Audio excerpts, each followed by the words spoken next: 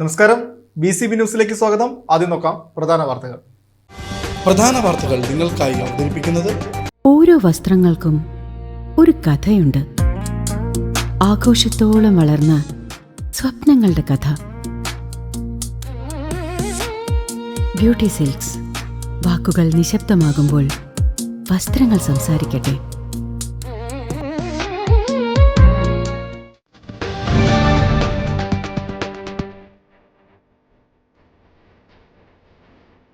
കുണ്ടന്നൂർ തെക്കേക്കരപ്പാടത്ത് നടുവിലെ ഒറ്റമുറി കെട്ടിടത്തിൽ വർഷങ്ങളായി സൂക്ഷിച്ചിരുന്ന കരിമരുന്ന് ശേഖരം നാട്ടുകാരുടെ ഉറക്കം കെടുത്തുന്നു.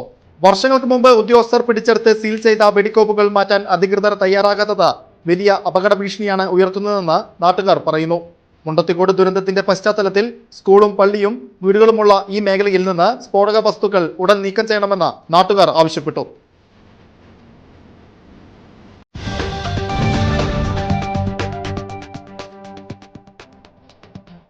തൃശൂർ ആനക്കല്ലിൽ ഭർത്ത് വീട്ടിൽ യുവതി മരിച്ച നിലയിൽ. അവണിശ്ശേരി സ്വദേശിനി ഉണ്ണിമായെയാണ് വീട്ടിലെ മുറിയിൽ മരിച്ച നിലയിൽ കണ്ടെത്തിയത്.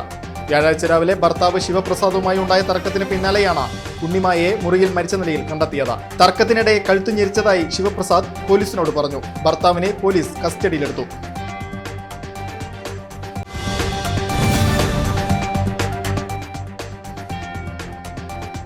മുള്ളൂർക്കരയിൽ ഭിന്നശേഷിക്കാരനായ ലോട്ടറി കച്ചവടക്കാരനെ പറ്റിച്ച് പണം തട്ടിയെടുത്തു.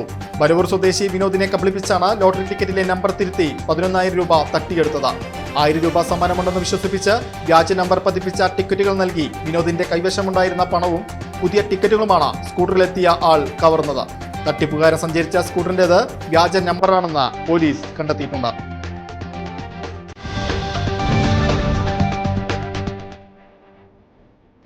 പഴയ വടക്കാഞ്ചേരി പാലം പൊളിച്ചതിന്റെ അവശിഷ്ടങ്ങളും മണ്ണും പുഴയിൽ നിന്ന് 24 മണിക്കൂറിനുള്ളിൽ നീക്കം ചെയ്യണമെന്ന് ആവശ്യപ്പെട്ട് UDF കൗൺസിലർമാർ രംഗത്തെത്തി.